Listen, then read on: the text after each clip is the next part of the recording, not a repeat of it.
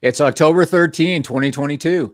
My name is Jimmy Van, and it's time for KYN Live. My guest feels like she's in a movie when she looks out the window on a train. She's been referred to as the kindest and most stylish person in pro wrestling media, and apparently she despises candy corn. She is the host of the podcast A Wrestling Gal. This is Ella J. Ella, how Oh, are you?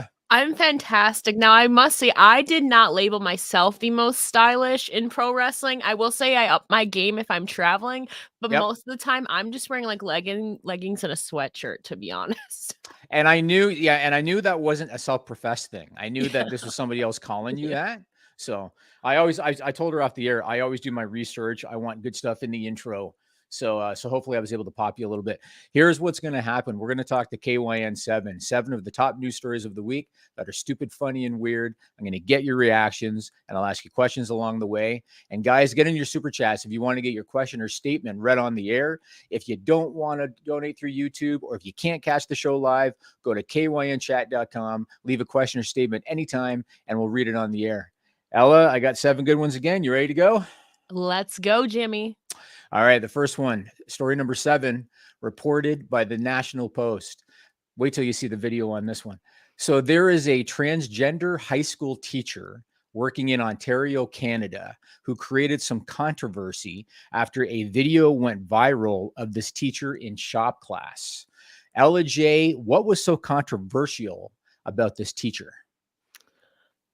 Oh gosh, in shop class, could it be maybe something that who I want to get their pronouns correctly. Did they specify their pronouns in the article just before? They did not. It is a man transitioning to a woman. Okay, so she sculpted something like obscene in shop class. I mean, if it's like wood shop, maybe it was something maybe inappropriate for it. I'm gonna go with that. So she was wearing enormous prosthetic boobs with visible nipples poking through her shirt. We got video of it courtesy of Hoist Lopez. Check this out. Now, after that went viral, the school, which is the Oakville Trafalgar High School in Oakville, Ontario, Canada, they sent out a letter to parents implying that it's illegal to even suggest that the garb that the teacher is wearing may be inappropriate, equating the teacher's controversial decision to wear those breasts with the right to identify as transgender. That letter in itself caused controversy because the school has a dress code. And in that dress code, it says that students must refrain from wearing clothing that exposes or makes visible nipples and genitals. And so we got a picture too, by the way, of the teacher, courtesy of BlogTO. There is another day of the teacher wearing the same outfit. What are your thoughts on this well-endowed transgender shop teacher? The school dress code, I feel like that brings me back to like high school and all of that. I mean, dress however you want. Keeping in mind a professional environment too. I don't know if there was a possibility to like wear a bra or anything to appease the dress code, although sometimes like it wasn't even cut low or anything. It was Right. just you could see her nipples. So maybe for me that would have been the only issue. I think that might have appeased the dress code, is just making sure that your nipples like weren't piercing through. But from what the outfit looked like, there was nothing like revealing or anything like that. For me, I feel like maybe just appeasing the nipple situation would have, I feel like, solved it. Got you. So hide the nipple. Just hide the nipple. Yeah. Just so you keep your job in the school department. I trust me, I have fell victim to the school dress code and all of that a couple of times. It's not the best times, but I guess if you Interesting. want to keep your job, Uh-huh. keep in the nipples just while you're at work. Exactly. Tape them up. Tape them up. So, can you describe, every story that I do, I ask a question somehow Mhm. related to the story, right? And this first one, I'm going to go a little easy on you. Can you describe your most favorite or least favorite teacher and why you like them or didn't like them? Um, okay, so I feel like my favorite teacher, Which is really sad actually, because he passed away a couple months ago. It was in high school. It was kind of similar to woodshop. However, it was called design and drawing for production, where we like drafted up blueprints. It's like engineering essentially. Uh-huh. And in the first half of the year, we would hand draw blueprints, and then on the second half of the year, we take it digitally to create 3D blueprints. And so for me, I guess I was just naturally good at that. But he was so funny, and I feel like you could relate to him on a level too. And like I would literally in my senior year then literally just go hang out in his rooms in all my study halls. He would let me hang out there, so I would just chill in his room, and he was great. I miss him. I'm sad he passed away, but Yeah, that is sad. yeah, he had a lot of faith in me too, and I ultimately didn't end up doing anything in engineering. I was good at it, but for me, I feel like he was just so personable and relatable, and really understood like the kids and their our mentality in high school like that. You know something? When I was in high school, I was a smart ass. And I know that I was difficult on the teachers sometimes because I was a smart ass. My favorite teacher was a guy named Mr. Hall because he always gave it back to me. And Yeah, that was the right? same way with Mr. Connor, who was my favorite. He would give it right back to me. He Yes. would call me a dippy do, and Right. he would call and in my senior year high school, he's like, "Don't revert to being back to a freshman when you were stupid." I'm like, There you go. even And though so even though I was an honors kid, he's great. I miss him. so anybody watching this, if you have employees or anybody that reports to you or anything, and if they're a pain in the ass or they're a smart ass with you, just be a smart ass back, and you'll be shocked at how respected you will be if you do that. And I don't know why it is, but I remember one time if I would Mhm. answer a question, if it was like, they'd write the answers on the board, and if I would write a question or answer a question, the whole board could be empty, and he would write my answer in like this big of letters at the bottom right corner of the board, even if the whole board was empty. And I loved it. I thought it was hilarious. Those So were the best teachers that you could like have fun with. I'm absolutely, totally agree. All right, let's move on to story number 6, reported by Today. So you know how the real estate market has tanked over this last year, right? And rates are going up. We're dealing with inflation. There's one real estate agent in New Hampshire. His name is Tommy Baldick, and he came up with an idea for a house that he listed that got him a lot of attention. Ella J, what did this real estate agent do? In New Jersey. New So Hampshire. New Hampshire. So I don't know, I saw something on TikTok go viral, it might have not been this, where the home was accidentally listed for $110 instead of $110,000. They missed a couple of zeros until it went viral, then they corrected it. I don't know if that's the one I saw, but I'm just gonna stick with it. That's not the one, but that's also Okay. pretty awesome. I bet they got a lot of offers on Yeah, that they one. did. So no, in this case, what happened was somebody was dressed up as Michael Myers, and they were added to every photo on the listing. And we've got pictures courtesy of Tommy Boldick on Facebook. Check this out. You can see he's just hidden in every photo. Mr. Boldick said the listing was a collaboration between himself and the sellers. He said they thought it'd be a fun way to make people laugh. Now, I'm not sure if the house has sold, but at last check, they had over 70,000 views on the listing as a result of this idea. Look at that. Every shot, he's hiding somewhere. Look at it. I think it's beautiful.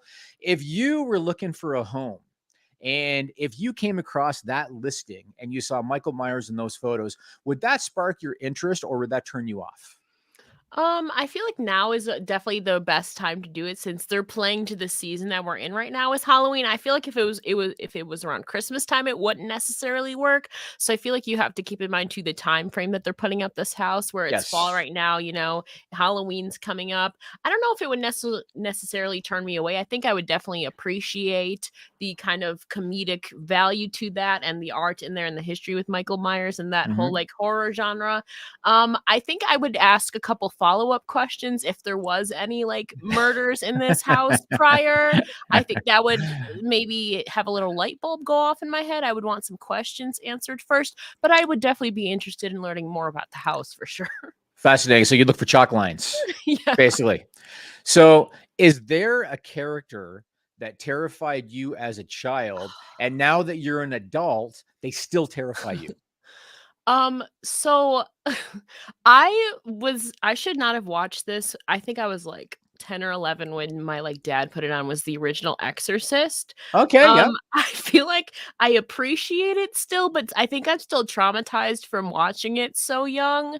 Granted, it was the original one, so I feel like it was even more gruesome and scarier than like today I'm used to. So for me, I'm still like, even if I still watch it back, I think I'm still traumatized from being so young, and it kind of does scare me. Although I do like horror movies in general, just Yeah. that one I think back to my childhood. I feel like. Fascinating. So let's say that you, I don't know if you still go trick or treating or anything like that, but let's say you did. And let's say you go to a house and the door opens. I don't remember the name of the actress that played the girl in The Exorcist, but let's say they open the door and that girl is standing there and, you know, she's holding the candy in her hand, but her head starts spinning. Are you like getting the candy or are you out? I'm booking it, Jimmy. Unless they have like my favorite Twix candy there, then I'm booking it. Amazing. All right. Reminder, guys, get in your super chats to get your question or statement read on the air. Or if you can't catch the show live, or if you don't want to donate through YouTube, go to kynchat.com, leave a contribution, and we'll read it on the next show.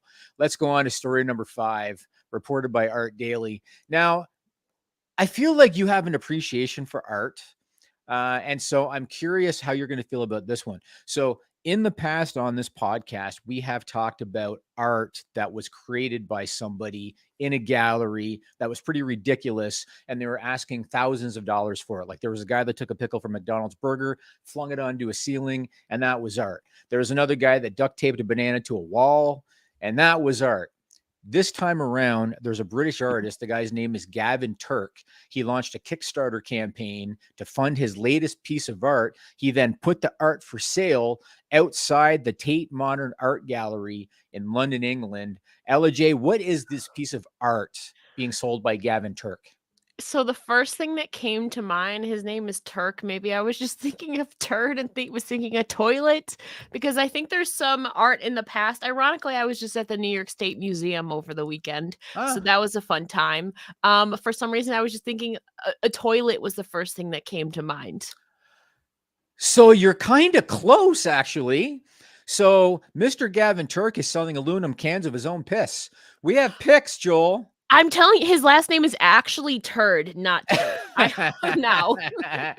So they cost 500 British pounds a can, which is about 555 US dollars. That's Gavin Turk next to the can right there. These are limited edition. There's 1,000 available to buy. 1,000 available to buy. There's the refrigerator, because of course you want to keep them refrigerated.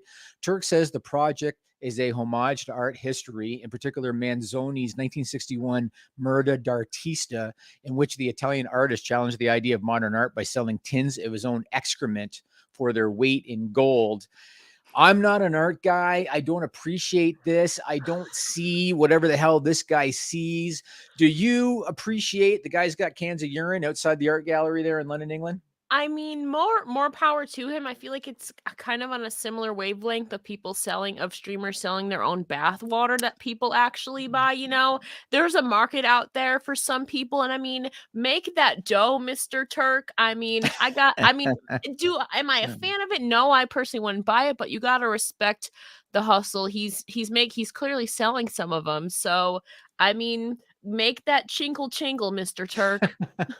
Now, I'm guessing that the people selling their bath water have a different target audience than Gavin Turk does. But either way, if the dude is selling cans of piss, good for him. I mean, he's found a market that I guess I haven't. What is the weirdest thing that you have ever purchased in a can? In a can? I don't think I've ever I'm a picky eater too. Yeah. So I don't think I've necessarily purchased. I mean, like, I guess the joke, like, can of worms, like around April Fool's Day, like the prank one. Oh, that's the like one a that can pops of worms. out? Yeah, I think that might be the weirdest thing I've purchased. All the other stuff is just like normal, like pop or like food. I feel like it's never been anything crazy, to be honest. So, you know, you're an honorary Canadian. You're in Buffalo, New York, which is very close. Have you ever been to the CN Tower in Toronto? I have not. I think I might have seen it from far. I've not been to Toronto in literally a decade. Yeah, We used to go like every single year in my childhood, but I have not been there in a decade. I think I've seen it from afar, but never up close. So I'm pretty sure that I bought a can of stuffed moose. I'm pretty sure it was like a stuffed moose, CN Tower moose, and it came in a tin can.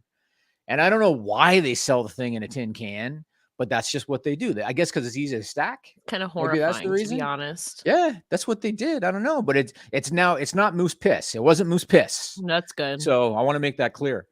All right, let's go on to story number 4, reported by the New York Daily Paper. This is a good one too.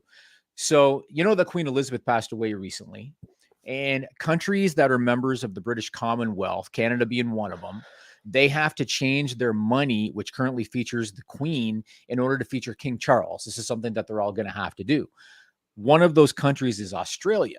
And there are people there who are not happy with this. They're not happy that they got to take the Queen off their money and they got to put King Charles on there instead. A petition was formally launched with the Parliament of Australia because they want to put somebody else on the $5 Aussie note instead of King Charles. The closing date to get signatures on this petition is October 26th because this is real. Ella J, who do people want to see on the $5 Aussie note instead of King Charles in Australia? I'm trying to think of like Australians. The first person, she's not even Australian, but I thought I'm just gonna stick with Britney Spears because I think that'd be iconic. Britney Spears in Australia. Fascinating. So no, they want the crocodile hunter Steve Irwin put on there. Really? Yeah, here's a screenshot of the official petition. Yeah. So that is the official petition, courtesy of the Parliament of Australia, to put Steve Irwin on the new $5 notes. And some news outlets have come up with illustrations of the proposed new bill. Here's one from Sky News. You got the Sky News one? Look at that. Look at that. And here's one courtesy of the New York Daily Paper. Do you got that one? Those are cool though, and I know Bindi would appreciate that too, I'm sure. That's pretty awesome. That's pretty awesome. So pretend that America is a British Commonwealth country.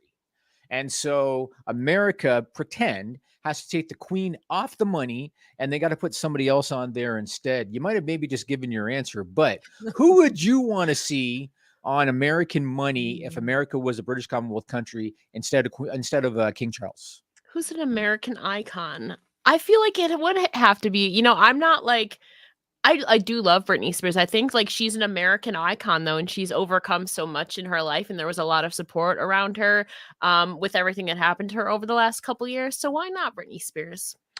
All right, being Canadian and because Canada is a Commonwealth country, I'm going Bret the Hitman Hart. How's that? Bret the Hitman Hart. I would rather see him on a $10 bill than King Charles. So, Trudeau, get it done. Let's go on to story number 3, reported by LinkedIn. This is interesting. So there's a girl out of Wilmington, North Carolina. Her name is Carly Blackburn. She posted her story about wanting to get a job at Nike. That's her dream, to get a job at Nike, but they're not currently hiring for her position. So she came up with an idea in an effort to try to score that interview. Ella J, what do you think she did to try to get an interview at Nike? Maybe set up like a petition, kind of, how, I don't know, maybe a petition or like a GoFundMe or something to for people to see that she has support behind her. I don't know, start a petition. I thought you were going to say she wants Air Jordan on the $5 bill or something like that. Maybe. So what she did was she sent them a cake with an edible picture of her resume on the top of it. We have a picture of the cake. Go ahead, Joel. There it is right there. Full resume, everything on the top of the cake. Now, I don't know if she got the interview, but she did say that as a result of posting that story, she got a lot of offers for other jobs. And so in the end, it might have worked out because, she might have got somebody else's attention. What are your thoughts on somebody sending a cake to a prospective employer? If you were a recruiter and if somebody sent you a cake, what would you think about that? Would that want you to bring them in for an interview, or would you be like, they're trying too hard? I feel like since it's especially Nike, where it's a big company where like they probably have thousands and thousands of applicants going in each day. I feel like it would definitely send a message that that person definitely has the passion and the drive that they want to get their foot in the door, and they're very enthusiastic about it. So I think I would definitely take notice and actually look at it before actually eating the cake. It kind of serves a dual purpose. One, I mean, that's your lunch for the day, but also you get a perspective, what's it called? Worker right there in front of you. You don't even have to read an email. You can just read it and eat it as you're reading it. Did you just say that's your lunch for the day? Yeah, cake. The cake is your lunch for the day. Listen, I have terrible eating habits, Jimmy. You have literally no idea. My eating and sleeping schedule is so whack. And plus I do love cake. So that might Uh-huh. even be my dinner too as well. So when I used to own a marketing company, and I would have prospective vendors or people that wanted to become vendors. They would send me stuff Yeah. like cupcakes and stuff like that. I never actually consumed any of it because I don't know these people. I don't know if it could be a competitor trying to fuck with me. You know what I mean? Fair. So I've never consumed anything that was ever sent to me. And if that girl sent me the cake, I would probably just put it in the boardroom or the kitchen, and I'd be like, "Hey guys, go at it," but I wouldn't touch it. I just don't think I would. Fair enough. I mean, you have more of a knowledge and more recruiting experience than I would. So that's the wisdom there for you. There you go. Well, what is the greatest length that you have ever gone to in an effort to land a job or an interview or something that you really wanted? What is the greatest length you've ever gone? I don't think I've done anything crazy. I just think that I've like emailed people and then went out on social media to try and tweet them to it. I'm also one where I don't want to look like too desperate or anything. Right. I kind of want to save some face and some dignity too as well. So I haven't done anything as crazy as that. It might have just been multiple emails or like going out on Twitter publicly to try and get their attention. I think that would be the craziest thing, is going out on Twitter and adding them and trying to get their attention, to be honest. Interesting. So I one time was trying to get more budget from a client, and I did a little bit of the Google, and I found out that he was really into books. And this was back, I'm an old guy. This is back when Amazon was mostly selling books. And so I sent him $1,000 Amazon gift card. And I included a note just saying, "Hey, I know that you're a lover of books, so have at it," kind of thing. The following quarter, I got his entire budget on the campaign that I was looking to get. So sometimes it works. I'm not suggesting in wrestling media that you want to pay somebody off, but sometimes it works. Well, how You can I know? pay you off, Jimmy? Time for me to kind of move on. Final reminder. Final reminder, get in your super chats to have your question or statement run on the air, or go to kynchat.com, leave a contribution at any time, and we'll read your question or statement on the next show. Let's go to story number 2. Oh, wait till you see this one. Story number 2, reported by Wales Online. So there is a 43-year-old man out of the UK. His name is Johnny O'Connell. And he went to an Aldi grocery store and he bought a bag of pears, among other things. And then as he's unpacking the groceries, he felt like a snack. He felt a little bit peckish. And he thought, well, I just got this bag of pears, so might as well just go ahead and have a pear. He opened up the bag. He found something he didn't expect. Ella J, what did he find? I feel like it could be one of two things. Either one, freakishly, I would be terrified if there was a spider in there. But also maybe somebody found some money in there, like $100 bill or something. That probably is more likely an insect or something that's not as pleasant. I would be terrified if there was a spider, though.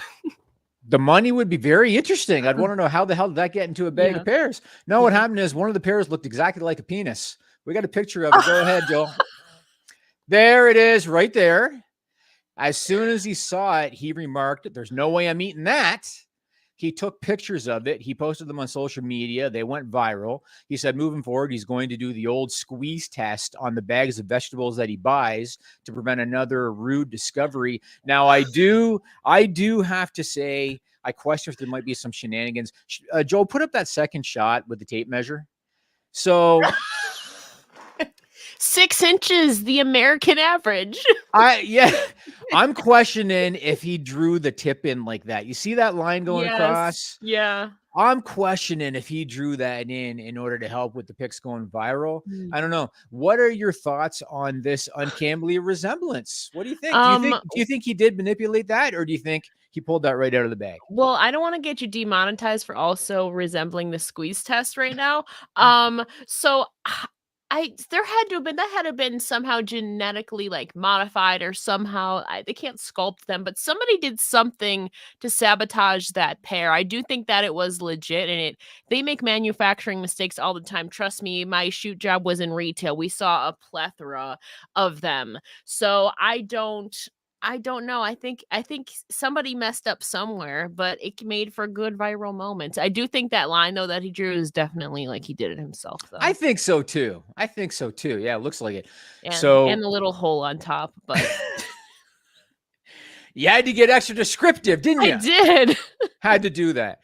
So have you ever saved a food item for any length of time because you thought that it resembled something else? Hmm. I mean, I have I don't hmm. I don't think I have per se. I've seen like on like in shows and stuff like chips have been shaped like something weird. I can't say that I have, Jimmy, but maybe now I need to do the squeeze test at the local grocery market to see now. Yeah, but you're in social media. You might want to do that because you're looking for the pear penis. You know what I That's mean? true. That's Yeah, true. whatever you got to do. So you didn't have any pieces of toast and Jesus is magically on the toast? Like none of that happened? No, ironically though, I was just watching something on Netflix and the pizza there was Jesus literally shaped in the pizza. Of course. Of course. All right. It is time for story number one already. Time flies when we're doing this. Story number one reported by Times Now Digital. Check this one out. So there is a popular YouTuber out of Japan. He goes by the name Hajime. He's got millions of followers, this guy. He recently decided to paint the walls of a room with a kind of paint called Musu Black. It's considered one of the blackest paints in the world because it absorbs 99.4% of visible light. We have a clip from his YouTube page of what the room looks like with this black paint on it. Put that up, Joel. So there he is showing off what it looks like. He closes the door and yeah, the room basically disappears. There's, as they say, it absorbs most of the light, and that's the kind of paint that it is. Now, after he painted the room in that fancy paint, and Joel went ahead and put up the other video. Thanks, Joel. You're supposed to wait. But now you got the answer. After he painted the room in that fancy paint, he decided to do something else. You just saw what he did because Joel put it up. He painted himself with the paint because he wanted to see if he could turn into a silhouette. Put up that video again, Joel. The second video. Oh, I guess Joel did it all as one shot, I guess. So there's the paint right there. And you see again how it completely, and there he is. He decided to put the paint on in order to create a silhouette. Look at that. I hope that that's not toxic. That's my only concern Yeah. right now. Well, it's all about the clickety clacks, Ella. You know Yeah. what I'm saying? It's all about the clickety clacks. We also have pictures that show the result. And I question if these were photoshopped, but put up the pictures, Joe. Look at this. He claims that these are real with him wearing that paint. He claims they're real shots. Look at that. Hmm. He basically disappears in those shots. So I don't know. What do you think? What do you think of him with this invisible paint? Well, one, like I said, I hope he doesn't end up in the hospital. Like there could be some toxins in it where you're not supposed to like absorb it into your skin or like accidentally digest it. I feel like the second one looked the most natural out of those photos. The first one for sure looks Yes. photoshopped to me. Yes. The second one looked the most natural out of there, and then the third one with him at the beach and pointing was kind of eh. The first one looks definitely photoshopped though to me. I thought so too. So if you had a superpower and your superpower was that you were able to blend in with the shadows, you're basically able to be invisible at night. What is the first thing that you would do if you had that superpower? Oh my goodness. Oh, there's a Have you lot of things that I have you could seen do. Hollow Man? You ever seen Hollow Man? No, I've not. Okay, because he basically was invisible all the time, and so he did a lot of shenanigans. Kevin Bacon's in that, but in your case, you'd be invisible at night. At night, you blend in. So, what would you do? You know what I might do? If there's concerts going on that I can't afford to, I would just sneak into the concerts because concert tickets are so expensive, especially for certain ones. I think I would just sneak into concerts. Very interesting. So you'd be sitting there for 3 hours. I'm assuming naked because, like, that's the only way that this dude is able to make the paint work. So you're sitting at a weekend. Who do you like? The Weekend? Like, who would you go to see in concert? That's I do expensive. like The Weeknd. Katy Perry is my favorite Okay, artist. there you though, go. There you so go. I would in a heartbeat. Okay, cool. So you're sitting in the bleachers, stark naked in black paint, but you got your ticket for free. So Yeah. amazing. Amazing. All right. Well, we're done already. I want to thank our guest, Ella J. Tell the people what you're doing and where they can find you. You can find me where it said down below at It's Ella J on Twitter. Like Jimmy said at the beginning, I'm officially now full-time in wrestling media. Good for Gonna be you. working a lot, doing a lot of things. Most recently, though, I will be starting news writing with Wrestling Inc. So that's gonna be super exciting and expanding my roles in a couple of other things. More details to come, but for right now, you can follow me most easily on Twitter at It's Ella J. All right, that'll do it for KYN Live. Tune in next Thursday at 3 o'clock Eastern Time for more silliness that's totally real. Until then, bye for now.